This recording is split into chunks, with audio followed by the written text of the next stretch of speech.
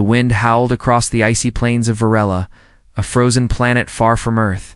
Jack Carter sat alone in his small thermal tent.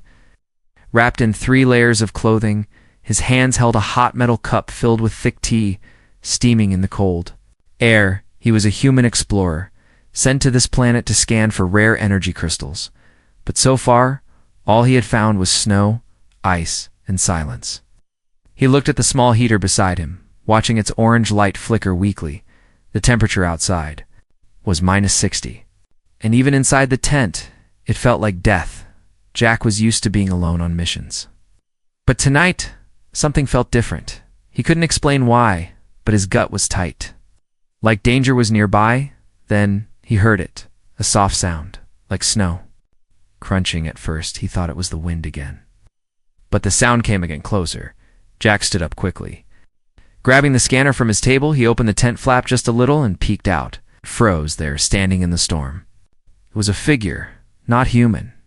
It was short, thin, and glowing slightly in the darkness. The figure stumbled forward and fell to the ground just outside the tent. Jack rushed out, his boots sinking into the deep snow. He bent down and turned the figure over. It was a girl or something that looked like one. Her skin was pale blue, with faint glowing lines across her arms. Her eyes were closed, and she was shaking badly. "Hey Khan, you hear me?" Jack asked, his voice shaking with cold and shock. She didn't respond. He couldn't leave her outside, not in this temperature. Without thinking, he picked her up, surprised by how light she was, and brought her into the tent. Inside, he placed her near the heater, covering her with a thermal blanket. Her skin felt like ice. But under the heater's light, her glow brightened slightly. Jack sat beside her, unsure what to do next. She wasn't from Earth, that was clear. But she also didn't seem dangerous, just cold and alone. He made some warm soup and tried to feed her. She opened her eyes slowly, blinking at the light. When she saw Jack, she pulled away at first, frightened. But then she looked around, realized she was safe, and stopped moving. "I'm Jack," he said slowly. Pointing at himself, Jack, he pointed at her, hoping for a name. She stared at him, then looked down, saying nothing. Maybe she couldn't speak his language, or maybe she was just scared.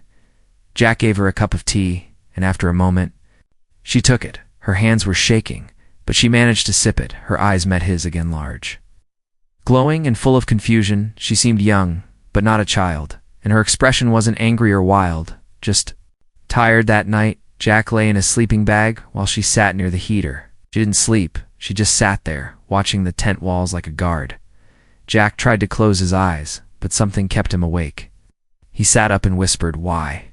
Were you out there?" Of course she didn't answer, but she did glance at him, then pointed at the tent wall. Jack turned, but saw nothing.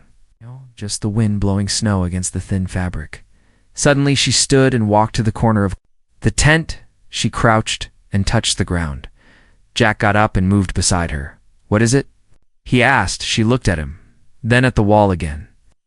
Then Jack saw its shadows moving outside. Not one, but 3. They were big, heavy, and slow. They didn't make sounds like animals, more like machines, or something worse. Jack reached for his flashlight and turned it off. He motioned for the girl to be quiet.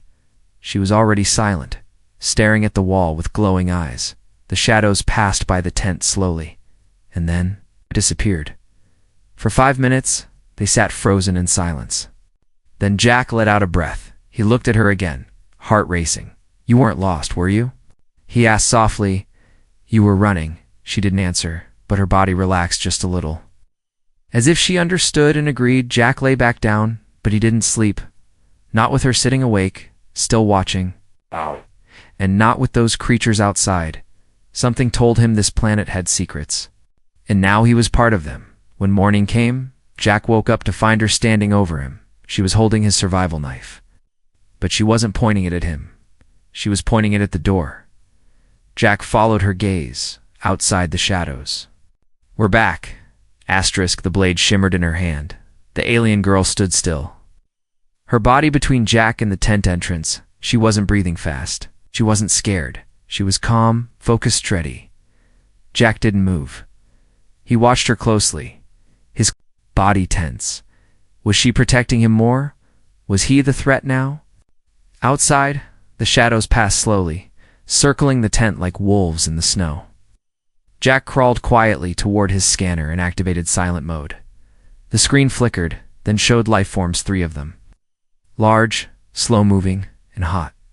Too hot for this frozen world, she turned to him and pointed. Not at the knife, but at the scanner. Jack showed her the screen. She nodded once, then pointed to herself. She pressed a glowing hand to her chest, then drew a quick shape in the air, 3 circles. Jack didn't understand the symbol, but he got the meaning. She was hunted, and they were back. Jack motioned for her to sit, but she shook her head. Instead, she placed the knife gently in his hand, then crawled to the tent door and unzipped it just an inch. Snow blew in, stinging cold, but she didn't flinch. She stared through the crack. Still alert, unblinking, Jack whispered, "Why are they after you?" She didn't answer. He sighed. Talking to her was like talking to a shadow, mysterious and quiet, but she knew more than she showed, suddenly. She raised her hand and closed the zipper. Then she held up 3 fingers, then 1. Jack understood 3. Creatures were near. 1 was close. His heart thudded in his chest. Minutes passed in silence. Jack sat beside her, the knife in one hand, a flashlight in the other. The girl didn't move. She just watched. Then came a sound, soft clicking, like claws on ice. Something brushed against the tent. Jack held his breath. The girl didn't blink. The shadow passed again, this time closer. Then something heavy pressed against the tent wall from outside. Jack could see the shape. It was tall, with long arms, and a thin head.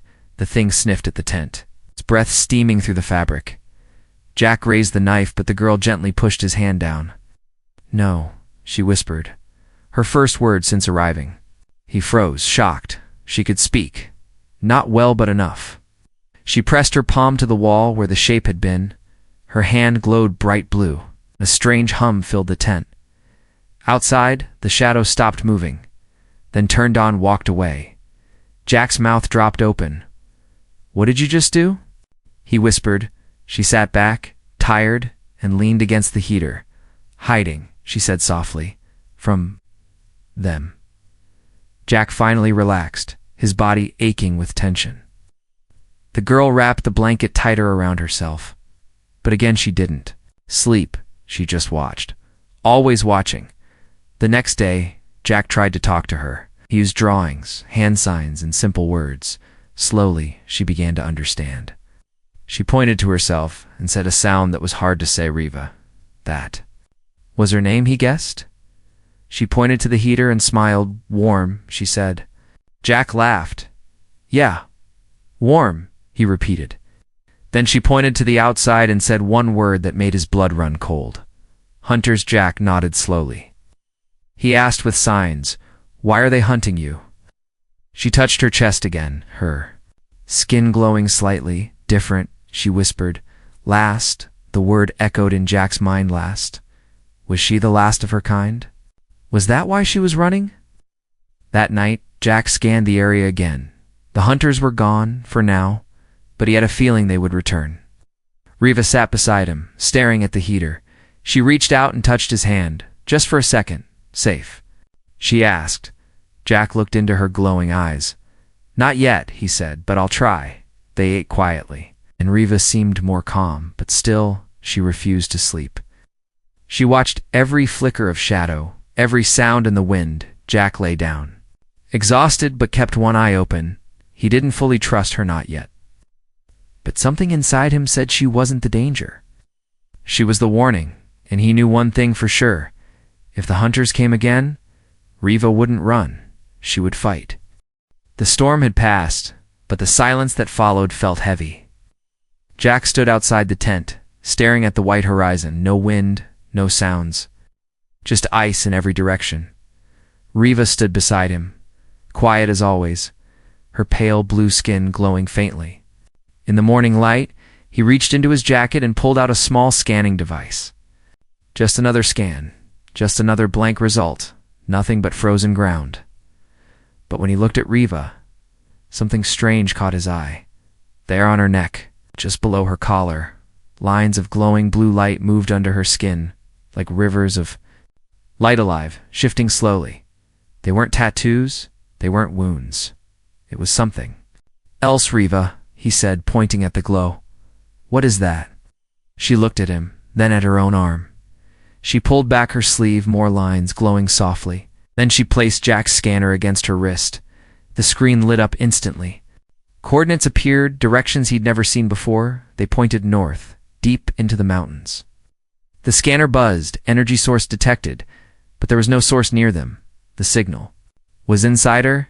Jack stared in disbelief. You're a map, he whispered. She didn't understand the words, but she gave a small nod, and one word. Home. Jack packed up the tent. They were going to follow the map, he didn't know what. Waited at the end, but he felt it now. This wasn't a rescue, it was a mission. They walked for hours. Snow crunching under their boots.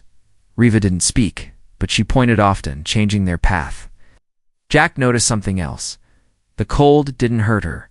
While he shivered even in full gear, she walked easily, and her skin always stayed warm. That night, they set up camp in a frozen cave. Jack tried to make fire, but his lighter died. He cursed, sitting on the icy floor. His hands were going numb. Then Riva touched the wall of the cave. Her glow grew brighter. And suddenly the air warmed. The ice around them melted slightly. Jack stared at her in wonder. You're carrying heat, he said. She smiled. Just a little, and replied, warm. For you, as Jack rested, he noticed the lines on her skin moving faster. The map was reacting to something. A signal, maybe, or a location nearby. Reached over and touched one of the glowing paths. It shimmered in a small pulse of energy. Moved up her arm. She didn't flinch. Instead, she reached out and touched his chest, right above his heart. Like a gentle heat, like a gentle wave passing through him. Then she said something new. You help, I show. The next morning. The cave entrance had collapsed. The storm outside had caused a small avalanche. They were trapped. Jack tried to dig, but the ice was too thick. His hands began to bleed. Riva placed her hands on the ice and closed her eyes. Her body glowed brightly, brighter than ever before. Crack, the ice broke apart like glass. A path opened through the snow. Steam rising from the tunnel. Jack stared at her. Shocked. How are you doing this? He asked. She didn't answer, but her skin dimmed a little. She had used a lot of energy. Too much, maybe. They moved on, reaching the base of a great mountain. Jack stopped and looked up. It stretched into the clouds, sharp and dangerous, and the map on Riva's skin was now pulsing. This was the place, but something was wrong. Jack's scanner beeped 3 heat signatures behind them. Closing fast, the hunters were back. Jack pulled Riva behind a large ice boulder. She looked at the scanner, then at him. No run, she said. No hide. Jack gripped her shoulders. We don't fight them out here, he said. We climb, we find your home, and maybe something that can stop them. She looked up the mountain. Then back at him. Finally, she nodded as they began climbing. Jack felt the freezing wind cut into his face. His hands ached. His body was tired, but Riva never slowed. Every step she took made the map glow stronger near the top. He found a ledge covered in thick ice. Riva placed her hand on it. The surface shimmered. A hidden door appeared, carved into the mountain itself. She turned to Jack, her voice soft but steady. Almost there, Jack stared at the door. Whatever was inside had been hidden for a long time, buried under snow and silence. But now, it was waking up. Let me know when you're ready for part asterisk. The door melted. Not opened, it turned from solid ice to liquid light, dripping away like water that had been frozen for 1,000 years. Jack took a step back, shocked. Beside him, Riva stood completely still, her eyes glowing brighter than ever. Her hand was still on the wall, as if she had become part of the door itself. This place, Jack whispered. It's not human. No, Riva said softly. Mine, the inside. Of the mountain was hollow. A wide tunnel stretched ahead, made of smooth black stone that seemed to hum with energy. The walls pulsed gently, with the same glow Riva carried in her skin. Jack's boots echoed as he walked inside. Each step breaking a silence older than memory, they reached a large round chamber. Filled with strange shapes, machines, chairs, tall, glass tubes filled with frozen mist. It looked like a mix of a control room, a temple, and a lab. In the center stood a strange chair covered in symbols runes that danced slowly, like soft flames. Riva walked toward it, drawn by something she didn't speak aloud. She placed her hand on the chair, and the entire room lit up. Jack shielded his eyes as beams of light shot from the walls, forming floating images in the air. They weren't just lights, they were memories. He saw planets burning, ships fleeing, cities made of crystal collapsing into dust. He saw creatures that looked like Riva, but older, stronger, and some of them afraid. And then he saw the hunters, tall, dark things that moved like smoke, feeding on heat and light, the same things that chased them across the snow. The lights vanished, and the room dimmed again. Jack looked at Riva. "What was that?" he asked. She sat in the chair, breathing hard, her glow flickering like a weak flame. "Past," she said. "Story." She looked up at Jack and added, "End." Then something unexpected happened. A new light appeared, this time from the ceiling. Long beam that scanned Jack from head to toe. He jumped, but the beam held him in place, scanning every part of him. Then a voice spoke. Soft and deep, but in perfect English, human detected. It said, "Genetic match compatible. Initiating trial protocol." "What does that mean?" Jack asked, stepping back. Riva looked at him, her face filled with something close to fear. "You?" "Not meant here," she whispered. "But it chose you." The chair changed shape, opening slightly, inviting Jack to sit. He hesitated, then walked forward slowly. He looked at Riva one last time. She nodded once. "Together," she said. Jack sat, and the moment he did, the room came alive again. Symbols flowed across his vision. Though his eyes were closed, thoughts filled his mind, not his own, but ancient, deep, and full of sorrow. He saw the fall of Riva's world, the long journey across stars, the final survivors hiding on Varela, and a plan, one last plan, locked in this place. Waiting for someone who could activate it, Jack opened his eyes, gasping for breath. He wasn't just seeing memories, he was part of them now. The machine released him, and he stood, legs shaking. "What? What do I do?" he asked. Riva touched the wall, and a panel opened, revealing a glowing crystal pulsing slowly. "This," she said, "signal." The crystal was old but alive. It was calling something, sending a beacon through space, and now it had been turned on. Jack's scanner beeped madly. He checked it, his face going pale. "There's something above us," he said, "in orbit. Something big." Then the mountain shook. A low rumble echoed through the chamber. Snow and dust fell from the ceiling, from deep below. A new sound rose, like footsteps, heavy, slow, and many. Riva looked at Jack, her voice tense. "They come." Jack looked at the crystal, glowing brighter now. "Did we call them?" he asked. Riva stepped back from the panel. "No," she said, "they already search."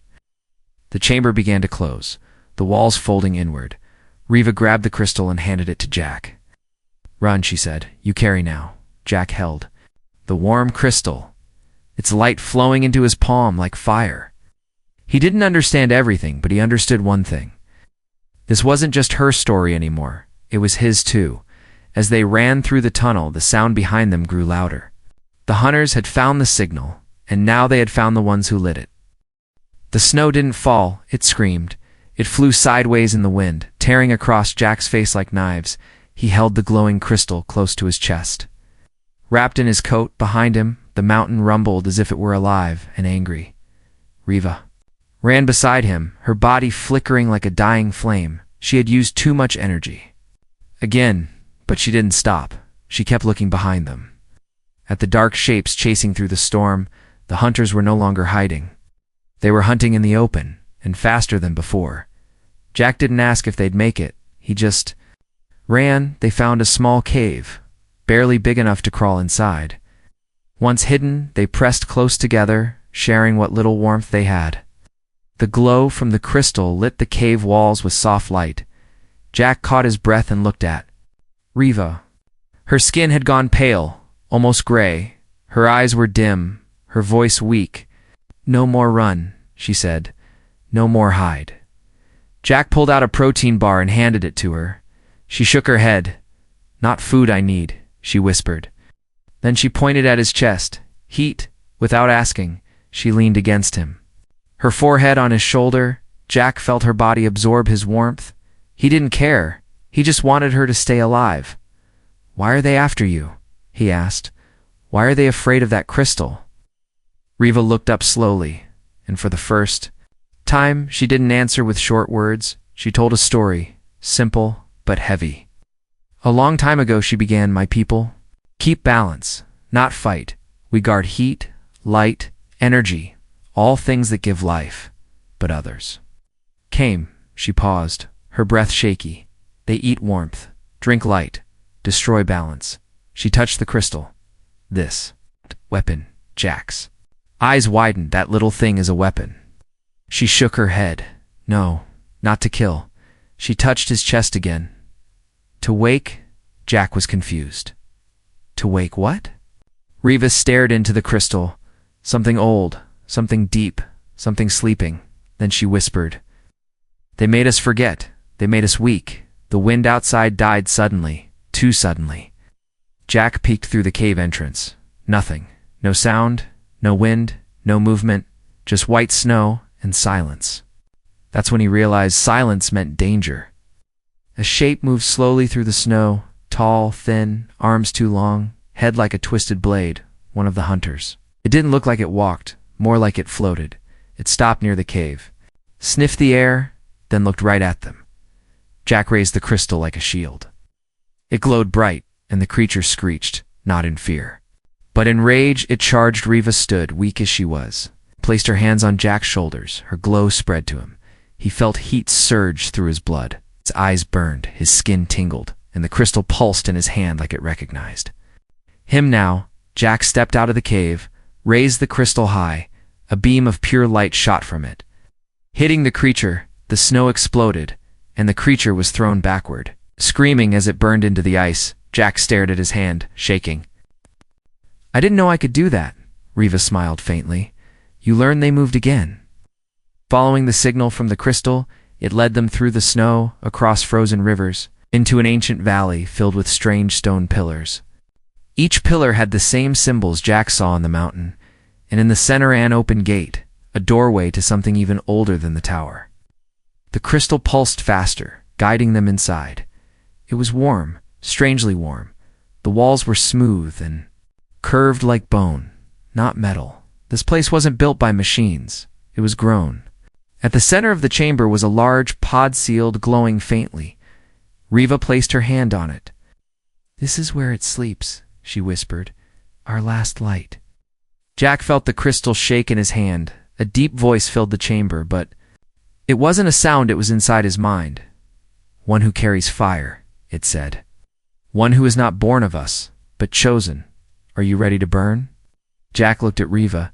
She didn't speak, but her eyes were full of hope and fear. He took a deep breath and stepped forward. "Yes," he said, "if it means saving her and stopping them.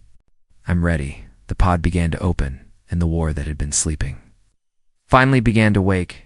The pod opened with a sound like thunder holding its breath.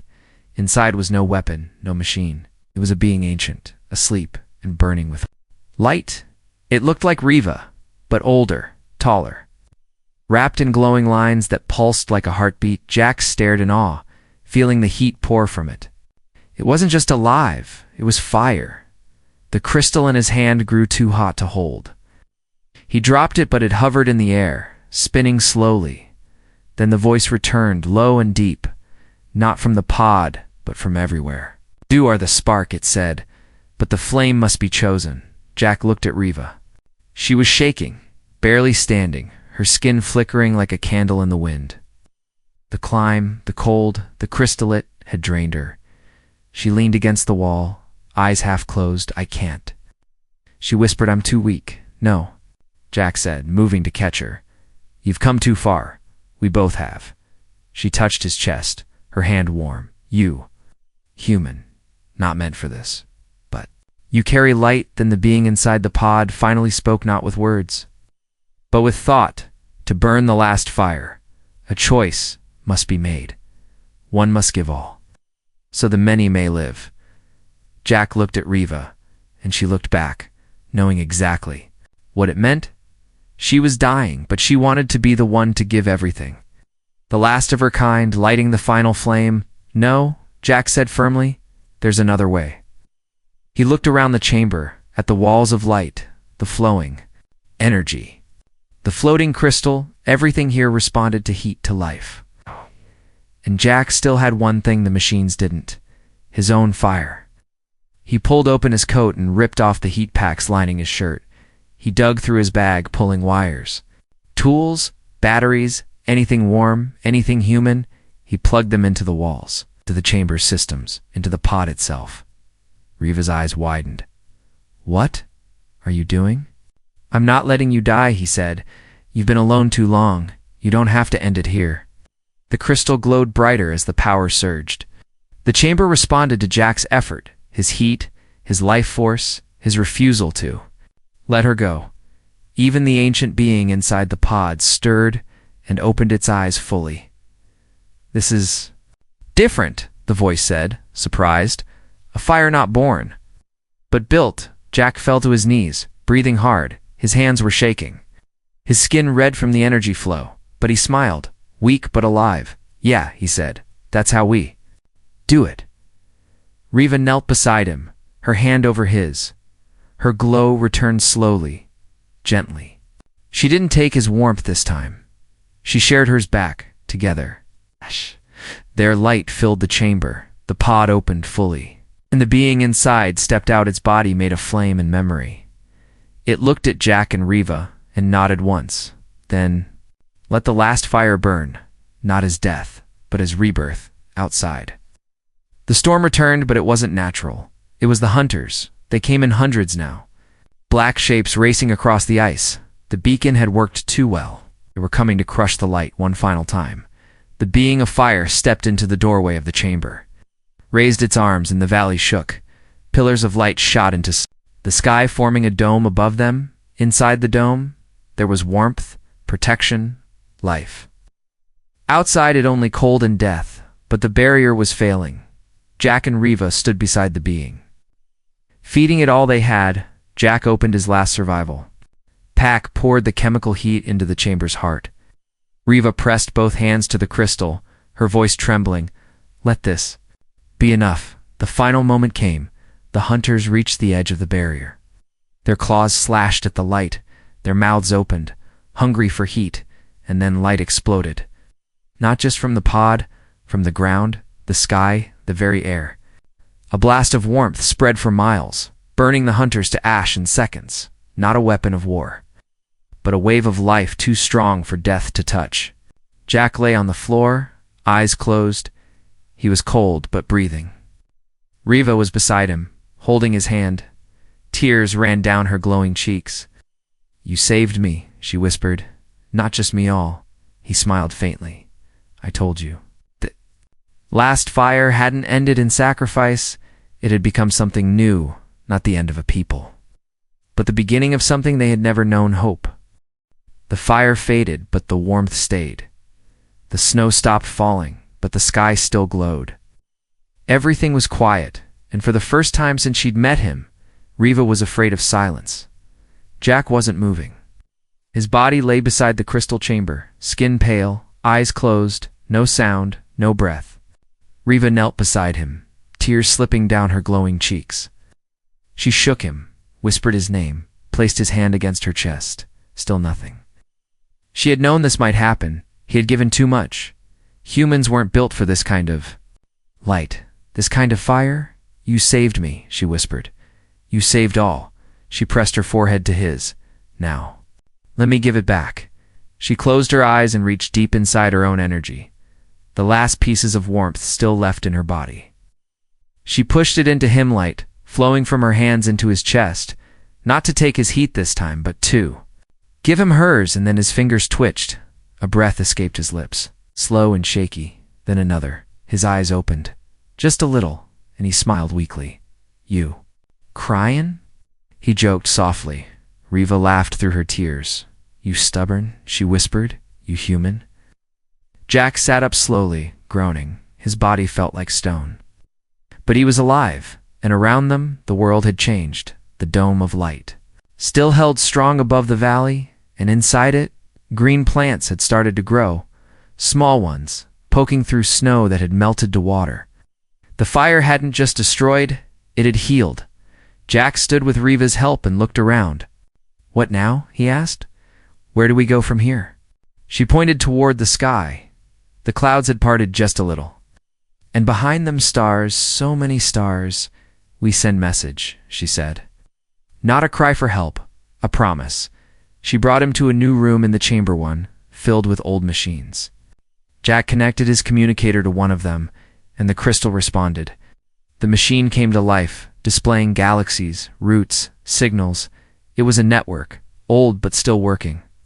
Riva placed her hand on the console and spoke in her language. First, then in broken English. Warning, the Dark Ones came, but we still shine. Jack added his message too. This is Jack Carter, human explorer. We're alive. And we're ready, they sent the signal. Not to Earth? Not yet.